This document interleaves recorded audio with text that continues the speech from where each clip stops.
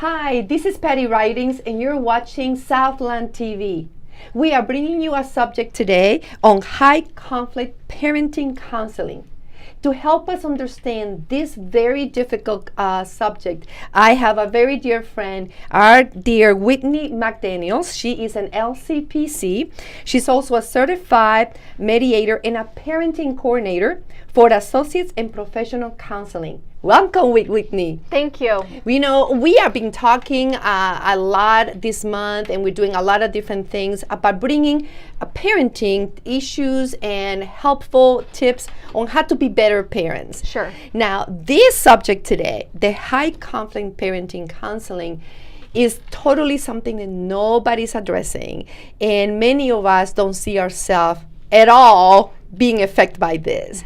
So can you tell me when a parent's behavior have come to this level? Sure. I usually see high conflict parenting in a counseling type environment in court proceedings, right? Whether they are about to get divorced or if they have already been divorced. And they are really using the children, right, to manipulate the situation, or they're putting the children in the middle, right, kind of the mess. Yes. Yeah, and that is pretty sad because most parents don't realize they're doing it. Correct. And as you work with them, it's really your way of saying, you need help, and this is what is happening to your child. I mean, tell me, there are different therapy differences in between traditional remedies. So what is this all about? So I would say, depending on the parents, right, I really tailor the therapy, right, to each parent's case. Okay. And I would say it's more of a coaching type therapy intervention, right, than a traditional therapeutic intervention. Okay. Because they're not coming in for, say, a depression or anxiety.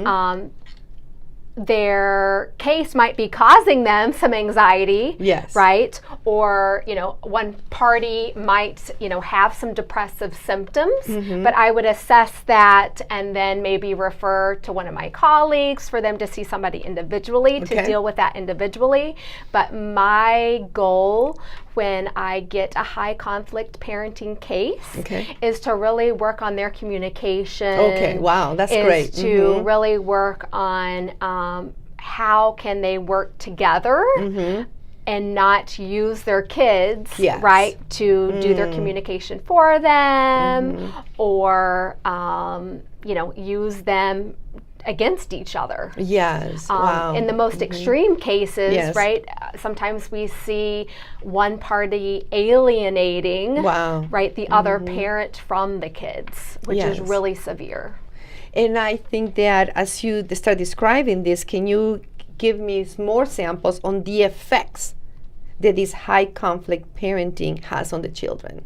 Sure. I mean, if you don't deal with this matter, right, then the effects on the children, what I have seen is, kids getting depressed, right? Kids feeling like they have to choose a side, which is natural, right, in the beginning, because the kids are kind of conflicted. But then as the parents start working together and people kind of figure out how this new family dynamic is going to work, that usually goes away. But in the high conflict couples, when it doesn't go away, the kids choose sides, right? And then keep those sides. Low self-esteem and self-worth in kids. And there's research on the children having substance abuse issues. Wow, they try to repress their feelings through that. Wow. Now, what is one of the first things you encourage parents when, one, they just identify, my gosh, this is actually what I'm doing to my child? Because like I said, they really don't realize this is what's going on. So when you get them to that point, one is the first thing that they need to do? The first thing that I always do with the couple is we work on communication styles. How to rephrase words, and you saying the same, this is what you want to say, reframe it this way so your child is not hurt or put in the middle. That's what basically goes through. Yes, and then I get the parents on the united front, right, to then deliver the same message to the children. And I think that's so valuable, because most parents, regardless of what's going on with them personally, they all love that child. They all want the best for that child. Yes. And if they realize this is what is happening, we need to come united in protecting this child. What we have issues about something is our stuff, but be responsible on the effects that your actions might have on your children, and will be permanent damage to them if you do not correct them right away.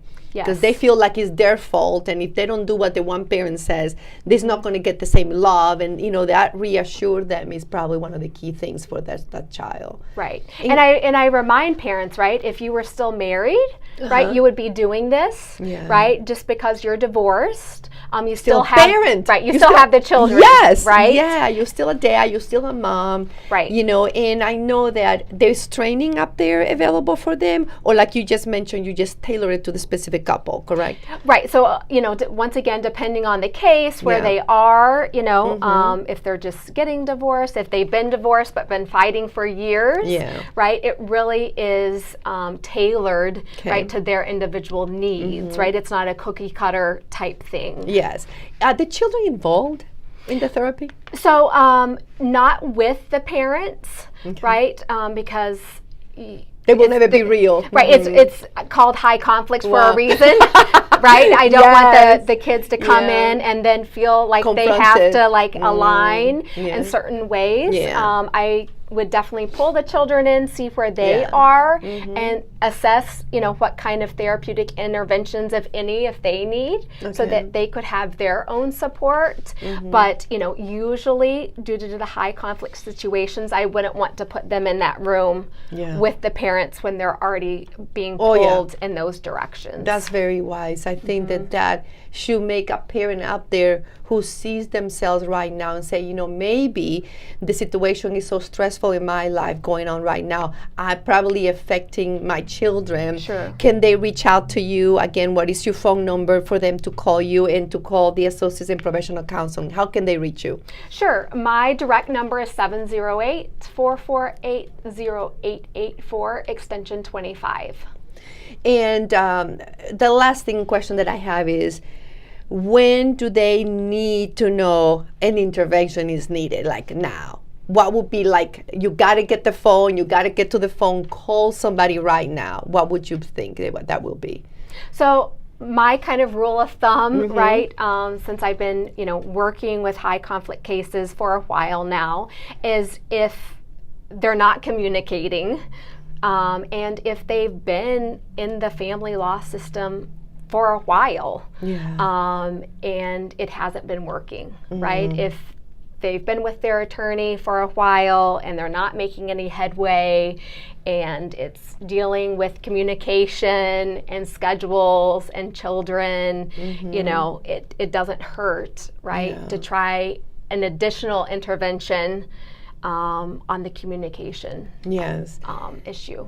And I think that I hope that if you're watching this program right now, make sure that you reach out to Associates in Professional Counseling, because there are answers there for you. If you see someone that maybe is not yourself personally, but a friend or someone in your family, you can be your sister, your brother, who is really struggling, and you see the effects on the children. Right. They come and they cry to you, this is what's going on, and I don't want to do this, and whatever is happening, that they really can make a difference by taking the phone. Call your office today and do not wait. So thank you again, Whitney, for being with us, and I look forward again to bring this kind of information to our community. Thank you so much. Thank you for having me. My pleasure.